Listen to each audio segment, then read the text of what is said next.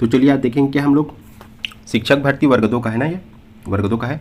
आपके बाल विकास एवं शिक्षा शास्त्र वाला सेक्शन देख रहे हैं और मैं पिछले वीडियो में भी बताया हूँ। इसका हम लोग क्या है हिंदी का देख चुके हैं, एक ना अंग्रेजी माध्यम वाला, और ये क्या है साइंस बैकग्राउंड वाला है जिसमें अंग्रेजी जीव विज्ञान एवं गणित हुआ था और एक अंग्रेजी माध्यम में हुआ था। ठीक है, अब इसको समझिए। तो इसमें जो है हम लोग इसको देख रहे हैं, पहला है, इसके बाद वर्ग 2 का V2 का 2 पेपर हुआ है, एक अंग्रेजी माध्यम और एक जिसमें अंग्रेजी विज्ञान एवं जीव विज्ञान एवं गणित था। तो इसको हम लोग चलिए देखते हैं। आज हम लोग 25 क्वेश्चन देखेंगे आपके बाल विकास का, और आप सभी को पता है व्यापक क्वेश्चन रिपीट होता है। बाल विकास एवं शिक्षा शास्त्र, वातावरण वह बाहरी शक्ति है जो हमें प्रभावित करती है, किसने कहा? ठीक है, एटमॉस्फेयर। ठीक, एक्सटर्नल पावर विथ इफेक्ट, इसको किसने कहा है? तो याद रखना, इसको किसने कहा है? आपके रॉस ने कहा है, और ये फाइनल आंसर पर आधारित है ना, फाइनल आंसर पर आधारित है। किसने कहा है जी? रॉस ने।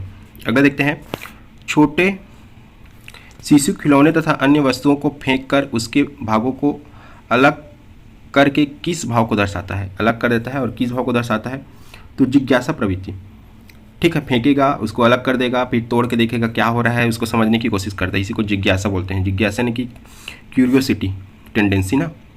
अगला है आपका 6 से 9 वर्ष की आयु वर्ग का बच्चा अपने तात्कालिक वातावरण में अधिक रुचि लेता है, इसका अर्थ क्या है? तात्कालिक वातावरण बोल रहा है ना, तो इसका आंसर होगा आपका उपरोक्त सभी होगा। चलिए देखते हैं हम लोग क्या क्या है इसका आंसर।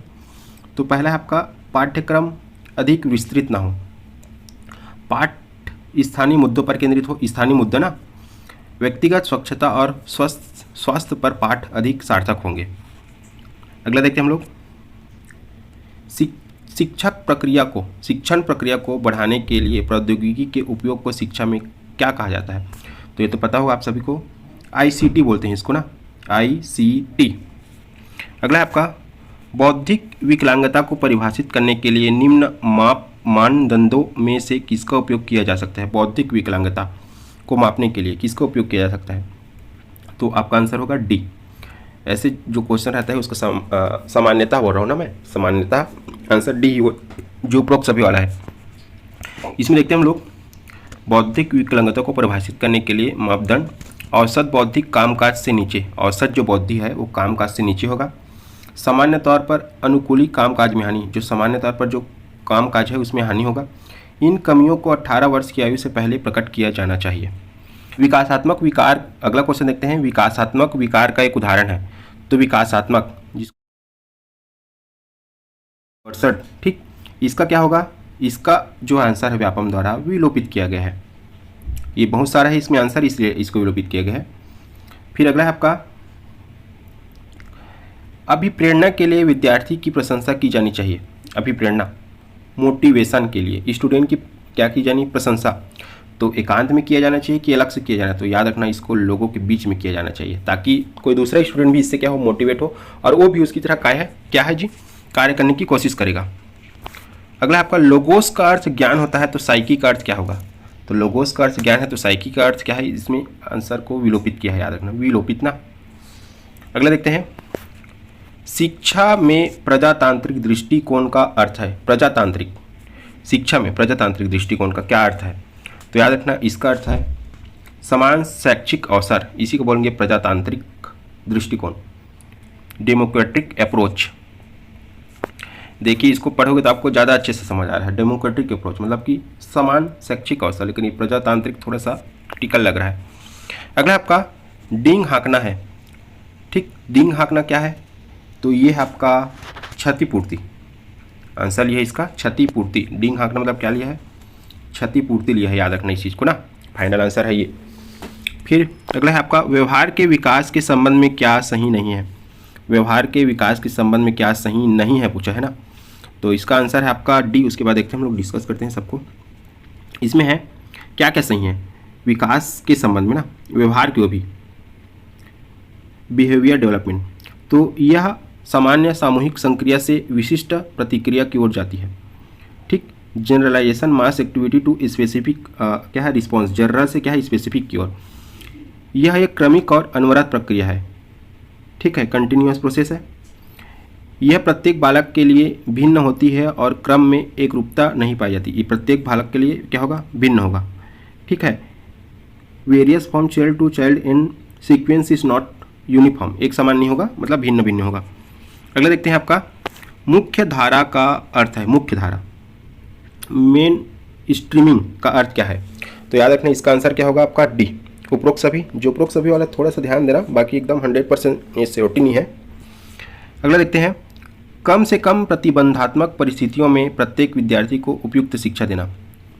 कम से कम प्रतिबंधात्मक क्या है परिस्थितियों में अधिगम या समायोजन से संबंधित समस्या वाले बालकों के लिए वैकल्पिक व्यवस्था करना। ठीक, फिर अगला है विशिष्ट बालकों की शैक्षिक अवस्थाओं पर ध्यान देना, focusing on education need to special क्या है चिल्ड्रन। ये मुख्य धारा का अर्थ है, मेन स्ट्रीमिंग का अर्थ है ना, याद रखना। छात्र केंद्रित शिक्षा के मुख्य सिद्धांत, छात्र केंद्रित, द मेन प्रिंसिपल ऑफ क्या है लर्निंग सेंटर एजुकेशन आर क्या है जी, छात्र केंद्रित क्या होगा आपका? तो दोनों होगा, याद रखना, करके सीखना और जी कर सीखना, लर्निंग बाय लिविंग और लर्निंग बाय डूइंग। अधिगम के रूप में आकलन CCE क्या है? अव्यय, महत्वपूर्ण अव्यय है। अधिगम के रूप में आकलन CCE का महत्वपूर्ण अव्यय है। तो इसका महत्वपूर्ण अव्यय क्या है? तो इसका आंसर क्या है? आंसर इसका है सी। तो सी में क्या क्या है देखते हैं। अधिगम कौशलों को सीखने में मदद करता है। अधिगम क्या है? कौशलों को सीखने में मदद करता है। फिर अगला क्या है? जीवन पर्यंत अधिगम की क्षमताओं का विकास करता है। अधिगम के रूप में आकलन के रूप में ना, आकलन जो है आपकी CCE, ठीक, मतलब कि continuous component of assessment under CCE की आवश्यकता।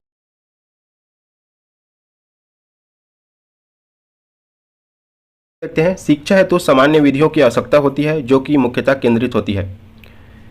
क्या बोलते हैं? सामान्य विधियों की आवश्यकता। ये किस पर केंद्रित होती है? तो याद रखना ये व्यवस्थित निरीक्षण विधि क्या है जी? व्यवस्थित निरीक्षण विधि। अगला देखते हैं सीखने की अक्षमता में गणितीय विकार का नाम, याद रखना मोस्ट इंपॉर्टेंट। जो भी जितना भी विकार है उसको आप लोग अच्छे से एक बार नोट्स बना के याद करना। क्या है इसकी? डिसकैल्कुलिया, कैलकुलेशन से जुड़ा है, डिसकैल्कुलिया। अगला आपका विद्यार्थियों में सीमित अवधान की समस्या को हल किया जा सकता है। विद्यार्थियों में सीमित अवधान की समस्या को हल किया जा सकता है। The problem of short span of attention in student should be handled wide.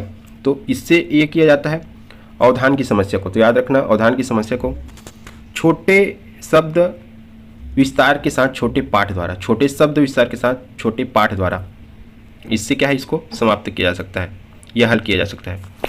साक्षात्कार प्रविधि एक महत्वपूर्ण भाग है। Interview technique is the most important part of. तो किसका इम्पॉर्टेंट पार्ट है ये? याद रखना ये है बिहेवियर टीचिंग। अगला देखते हैं साक्षात्कार प्रविधि एक महत्वपूर्ण भाग है। Interview technique in the most important part of. तो क्या है? व्यवहारगत प्रविधियों का, बिहेवियर टेक्निक का ना, व्यवहारगत प्रविधियों का साक्षात्कार प्रविधि। साक्षात्कार में क्या होता है? पर्टिकुलर व्यवहार का ही होता है। अगर किसी का इंटरव्यू होता है तो जैसे कि आप लोग जानते हो इंटरव्यू देने जाते हो कभी कभी, तो शिक्षक द्वारा सहायक सामग्री के उपयोग का आधार है। सहायक सामग्री शिक्षक जो उपयोग करता है वो उसका क्या है आधार? Teacher should use technique aids in अस पर, उसका क्या है, क्या रीजन है? तो याद रखना उसका रीजन है ए है इसका आंसर, पाठ की मांग के आधार पर, उसी के आधार पर। जैसे कि आप लोग पढ़ाओगे तो अलग अलग प्रकार के एड्स का क्या करोगे? प्रयोग करोगे, डस्टर, चौक और कुछ कुछ और रखे रहोगे जो वहाँ पढ़ाते समय। फिर अगला है आपका अनुसंधान से पता चलता है कि खाली स्थान सीखने की प्रक्रिया में एक प्रबल चर है, संभवतः योग्यता से भी ज़्यादा महत्वपूर्ण चर। ऐसा कौन सा चर है जो ज़्यादा महत्वपूर्ण है, योग्यता से भी ज़्यादा महत्वपूर्ण? तो याद रखना अभिप्रेरणा, जिसको बोलते हैं मोटिवेशन। मोटिवेशन दो प्रकार के होता है, एक सेल्फ मोटिवेशन होता है, मतलब जो आंतरिक, और एक बाह्य है। जो आंतरिक मोटिवेशन होता है वो ज़्यादा क्या होता है, अच्छा होता है और लंबे समय तक होता है, क्योंकि आप खुद से मोटिवेट होगे। जैसे किसी का वीडियो देख के या किसी से मोटिवेट होगे वो उतना बेनिफिशियल नहीं रहता या लॉन्ग टाइम तक नहीं होता। 6 से 9 वर्ष की आयु के बीच के बच्चों में पढ़ने और लिखने की गहरी इच्छा होती है, लेकिन मांसपेशियों में समन्वय अभी भी अपूर्ण है। शिक्षक का उपयुक्त व्यवहार होना चाहिए। शिक्षक का जो उपयुक्त व्यवहार है किस प्रकार से होना चाहिए? तो याद रखना इसका आंसर है बी, उन्हें अधिक लिखित कार्य दिया जाना, give them more written work. अधिगम को पुरस्कृत करने के स्थान पर आत्म परितोषित होना चाहिए। यह विचार दिया है। The view that learning instead of being reinforced should be self rewarding was expressed by, किसके द्वारा दिया गया है? तो इसको दिया गया है आपके ब्रूनर के द्वारा ना, ब्रूनर।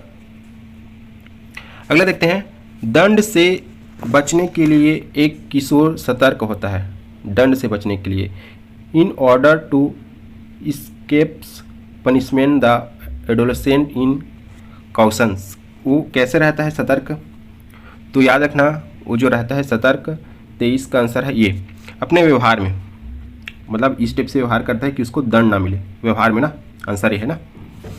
अगला आपका विशिष्ट बालक की सर्वाधिक उपयुक्त परिभाषा है। विशिष्ट बालक की एक क्या है? एक्सेप्शनल चाइल्ड, विशिष्ट बालक। तो इसकी क्या है जी परिभाषा? इसकी है डी। तो याद रखना, वह जो सामान्य बालक की तुलना में मानसिक, शारीरिक और सामाजिक गुणों में विचलन प्रदर्शित करता है। कौन कौन से गुणों में?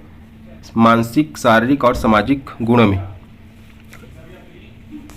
फिर देखते हैं अगला, सीखना संज्ञानात्मक विकास पर निर्भर करता है।